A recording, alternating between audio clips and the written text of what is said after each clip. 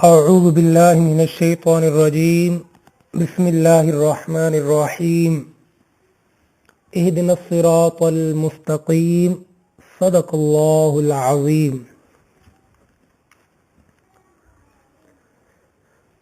محترم سامعین و حاضرین،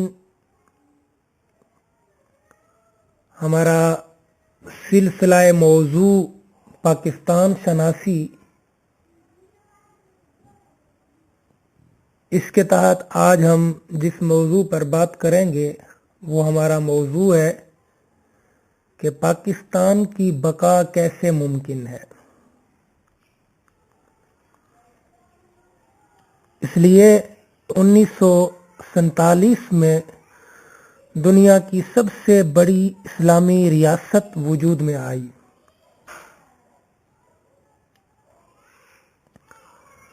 اور 71 میں اس کا ایک بہت بڑا حصہ جسے ہم مشرقی پاکستان کہتے ہیں وہ ہم سے جدا ہو گیا، اور اب سوال یہ ہے کہ اس کا یہ دوسرا حصہ موجودہ پاکستان، اس کی بقا کیسے ممکن ہے، اس کو دوام کیسے دیا جا سکتا ہے۔ اس وقت پاکستان جن حالات سے گزر رہا ہے، یا پاکستان پر جن عالمی سامراجوں کے نظریات یا عالمی سامراجوں کی جو پالیسیاں یہاں کام کر رہی ہیں، کیا ایسی صورت میں پاکستان اپنے آپ کو قائم رکھنے میں کامیاب ہو جائے گا؟ دنیا اس وقت تیسری عالمی جنگ میں مبتلا ہے، جو دنیا کے مختلف خطوں میں مختلف انداز سے جاری و ساری ہے۔ بالخصوص مسلم امہ اپنے تمام تر اسباب و رسل کے ساتھ تیسری جنگ میں دھکیلی جا چکی ہے، اور تیسری جنگ کے نتائج مسلمہ امہ بھگت بھی رہی ہے۔ لیکن سوال یہاں یہ ہے، پاکستان کی بقا کیسے ہوگی؟ تو اس کے لیے آج ہم اس نشست میں اس موضوع پر ہم گفتگو کریں گے۔ عزیزان مکرم، پاکستان کا مطالبہ اسلام کے لیے کیا گیا تھا۔ بعض ناخواندہ لوگ یا سیکولر مائنڈ یا متجدد قسم کے لوگ وہ کہتے ہیں نہیں، یہ کوئی پاکستان اسلامی ریاست نہیں ہے، بلکہ یہ ایک قومی ریاست ہے۔ جیسے مغرب میں قومی ریاستوں نے عروج پکڑا، نیشنلسٹ یا نیشنل بنیادوں پر اقوام عالم کی تقسیم کی گئی، اسی طرح پاکستان بھی ایک قومی ریاست ہے، اسلامی ریاست نہیں ہے۔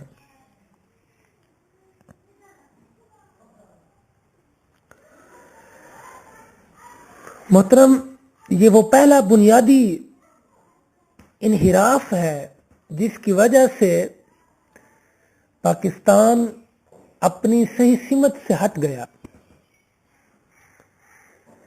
یعنی پاکستان کو اس لیے حاصل کیا گیا تھا کہ یہاں ایک اسلامی ریاست کو وجود میں لایا جا سکے، مگر جب اس کو ایک سیکولر ریاست یا قومی ریاست کا درجہ دینے کی جد و جہد کی گئی، تو یہیں سے اسی انحراف نے پاکستان کو تباہ کیا۔ جب انسانوں پر مصیبت آتی ہے، یہ ایک حقیقت ہے، جب انسانوں پر مصائب و آلام ٹوٹتے ہیں تو ان میں رجوع الی اللہ کا داعیہ پیدا ہوتا ہے، وہ چاہتے ہیں اپنی ان مصیبتوں، اپنی ان مصائب، ان مشکلات کا حل وہ باری تعالی سے حاصل کریں۔ ایسی صورت میں جب حالات بالکل بگڑ جائے، قوم تباہی کے دہانے آ جائے، تو پھر اصلاح احوال کا تقاضا پیدا ہوتا ہے۔ مگر یہ بھی ایک حقیقت ہے کہ جب قومیں اصلاح ناپذیری کی حد کو پہنچ گئی ہوں، کوئی ابتلا اور کوئی مصیبت راہ راست پر نہیں لا سکتی، یعنی ایسی حد جہاں بالکل قوم تباہ ہو چکی ہو، نہ اس کی اصلاح ناممکن ہو، ایسی صورت میں مصیبت ان پر آ پڑتی ہے۔ اقوام سابقہ کے احوال، حالات آپ دیکھ لیں، اس سے آپ کو عبرت حاصل ہوگی کہ اقوام سابقہ جب وہ تباہی کے دہانے پہ آ جاتی تھیں تو پھر ان کو تباہی سے بچانے کے لیے بڑی سی بڑی قوت بھی آتی تو انہیں تباہی سے نہ بچا سکتی۔ لیکن ہمیں چاہیے کہ ہم اپنے طرز فکر و عمل کا جائزہ لے کر بہتر نتائج پیدا کرنے کے لیے جد و جہد کریں،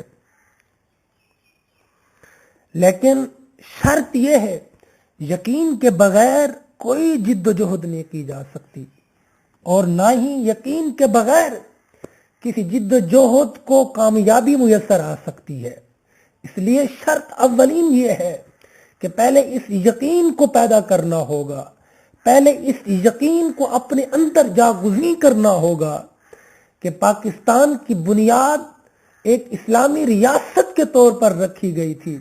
پاکستان ایک اسلامی ریاست ہے، اسے اسلامی ریاست کے اصولوں کے مطابق ہی ڈھلنا ہے۔ جب یہ یقین ہمارے اندر جاگزین ہو جائے گا، جب اس یقین کے ساتھ ہم اپنے ارتقاء کو آگے بڑھائیں گے تو پھر پاکستان کی بقا ممکن ہے۔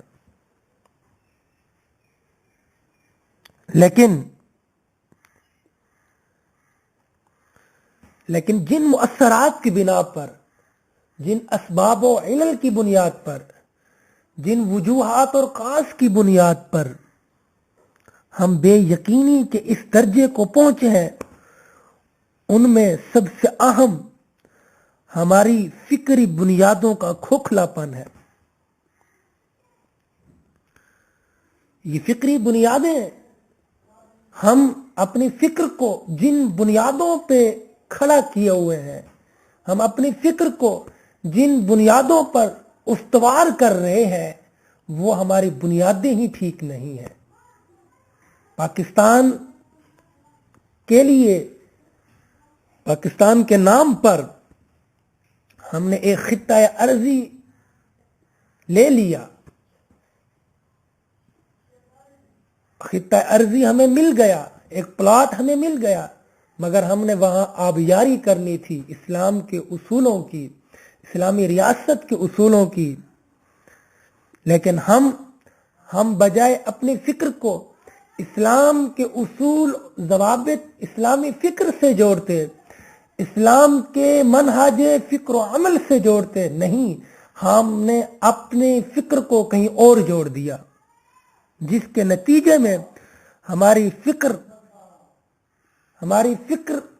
غلط بنیادوں پر چل پڑی، اور اسی غلط فکر کے نتیجہ میں ہماری زندگی اسلامی نمونے پر نہ ڈھل سکی، اور یہی غلط فکر اسلامی نمونے پر ڈھلنے میں حائل ہے۔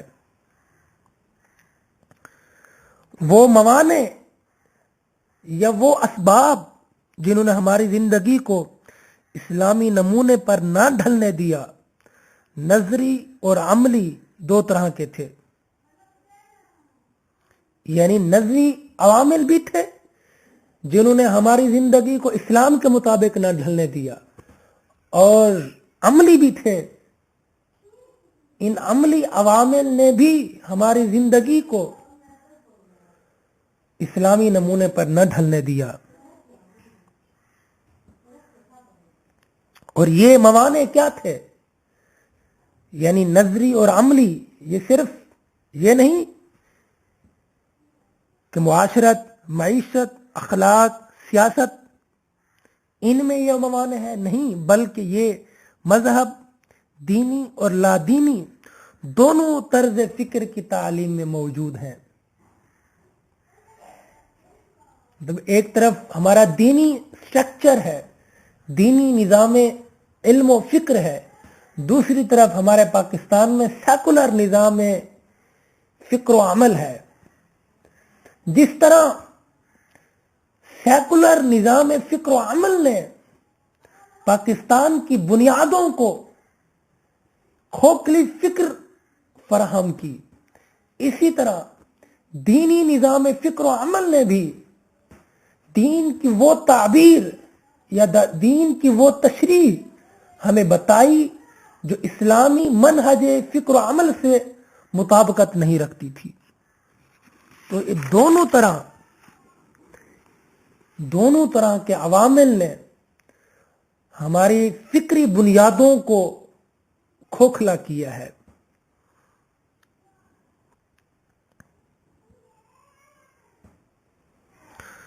अब जो लोग इस्लाम और मुसलमानों से हमदर्दी रखते हैं या जो चाहते हैं कि पाकिस्तान को बका हासिल हो, पाकिस्तान को एक इस्लामी रियासत में जो देखना चाहते हैं, वो ये जानना चाहते हैं कि वो ममाने क्या हैं, वो असबाब व इलल क्या हैं जो पाकिस्तान के इस्लामी नमूने पर ढलने में हायल रहे।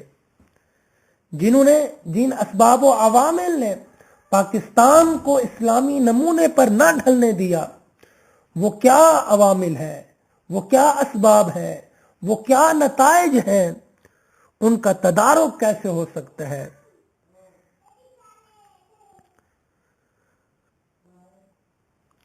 क्यों कि जब तक हम अपनी जिंदगी को इस्लामी नमूने पर न ढालेंगे, इस्लामी तर्ज हयात के मुताबिक नहीं डालेंगे, तब तक हमारी जिंदगी एक पावरफुल और इर्तिका पजीर जिंदगी नहीं बन सकती। अगर हमने अपनी जिंदगी को इर्तिका पजीर बनाना है, अपनी जिंदगी को नशोनुमा देनी है, अपनी जिंदगी को इस्लामी तर्ज हयात के मुताबिक चलाना है, तो फिर हमारे लिए जरूरी है कि हम उन मवाने का भी इल्म रखें और उनके तदारुक का भी इल्म रखें कि जिन मवाने ने, जिन असबाब व इलल ने पाकिस्तान को इस्लामी रियासत न बनने दिया।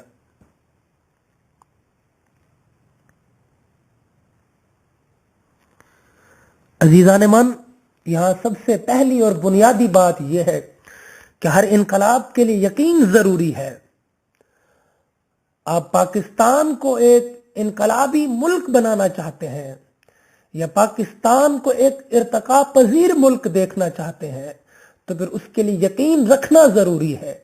जो कौमें यकीन से आरी होती हैं, जिन कौमों में यकीन का उन्सर नहीं पाया जाता, जो यकीन से खाली होती हैं, वो कौमें कभी इर्तिका पजीर नहीं होती। सबसे पहले जरूरी है कि अपने अंदर यकीन को पैदा करें।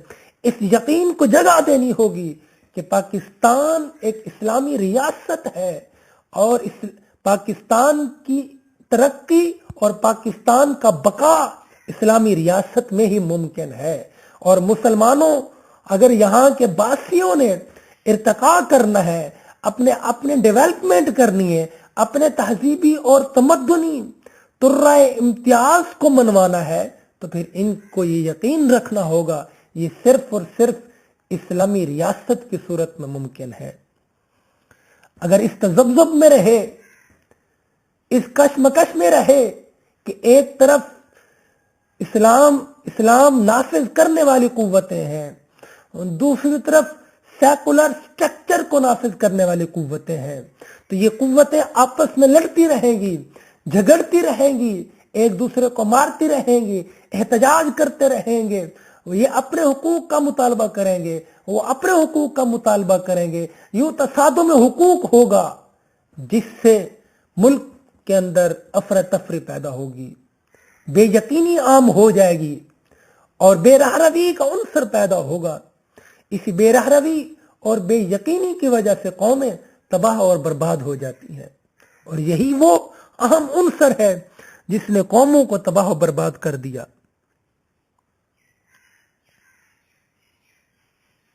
अजीजान मन, आज हमारी जरूरत सिर्फ ये नहीं कि महज यकीन पैदा हो जाए, बल्कि रहनुमाई कर सकने वाला यकीन हासिल होना चाहिए। हमें वो यकीन हासिल हो जो हमारी रहनुमाई भी कर सके। यानी एक सिर्फ ये नहीं कि महज यकीन पैदा हो जाए कि चीज दुरुस्त है, नहीं, ये यकीन पैदा हो जाए कि ये चीज दुरुस्त भी है और मेरे लिए नफामंद भी है और मेरी तरक्की की जामिन भी है। जब ये यकीन पैदा हो जाएगा तो फिर पाकिस्तान की बका मुमकिन है। पाकिस्तान अपने आप को एक अच्छा मुल्क और अपने आप को एक इर्तिका पजीर मुल्कों की फहरिस्त में शामिल कराने में कामयाब हो जाएगा।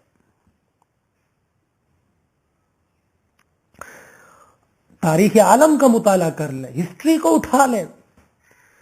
यकीन के बगैर कोई तहरीक मुनज़्ज़म नहीं हो सकी, यकीन के बगैर कोई तहरीक कामयाब नहीं हो सकी, यकीन के बगैर कोई इनकलाब नहीं आ सकता, यकीन के बगैर कोई तब्दीली नहीं लाई जा सकती। जो कुछ होता रहा, जो कुछ हो रहा है और जो कुछ होता रहेगा, ये सब कुछ यकीन का ही नतीजा होता है। सबसे पहले यकीन को पैदा कर लें। यकीन जब पैदा हो जाएगा, यकीन बर्पा हो जाएगा, फिर उस यकीन से आप देखेंगे कि पाकिस्तान की बका कैसे मुमकिन है। दौरे वहशत और बर्बरीयत में भी इंसानियत एक गैर महसूस ताकत और उसकी कार फरमाइयों पर यकीन रखती थी और आज भी यकीन रखती है। कल इस ताकत को सितारों की रूह कहा जाता था, आज इस ताकत को तारीखी ताकत का नाम दिया गया है। सितारा परस्त सितारों की रूह से बराह रास्त कोई रहनुमाई हासिल नहीं कर सकते थे। हमारे जमाने के खुदा दुश्मन भी तारीखी ताकत को ना देख सकते हैं और ना ही बराह रास्त जरा बराबर रहनुमाई हासिल कर सकते हैं।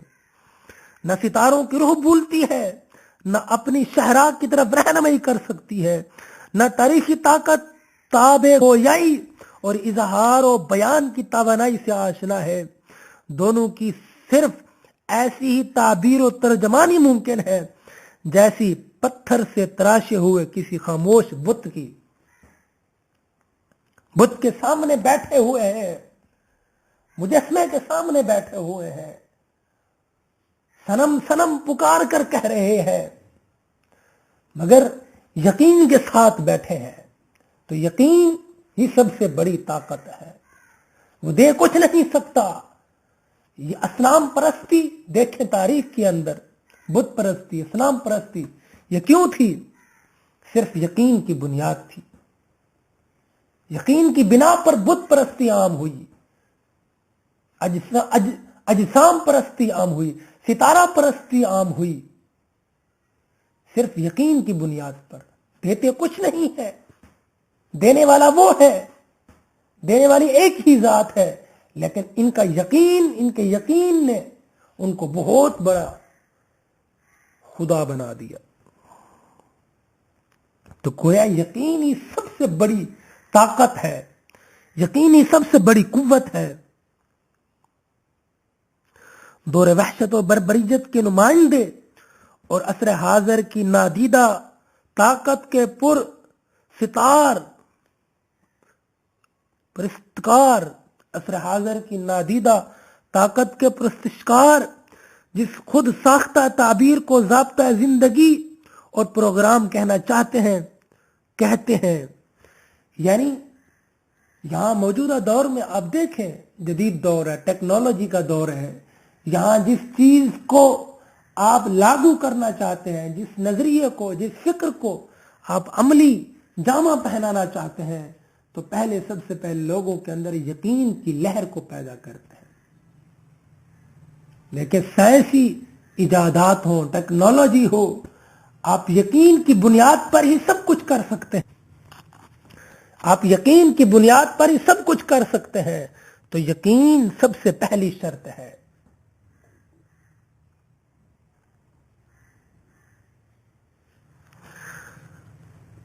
جس قوم کے اندر یقین کا عنصر مفقود ہو جائے، جو قوم یقین سے عاری ہو جائے، تو وہ قوم پہلے ہی درجے میں متزلزل ہونی شروع ہو جاتی ہے۔ تو سب سے پہلی شرط یہ ہے پاکستان کی بقا کے لیے کہ اپنے اندر یقین کو پیدا کریں۔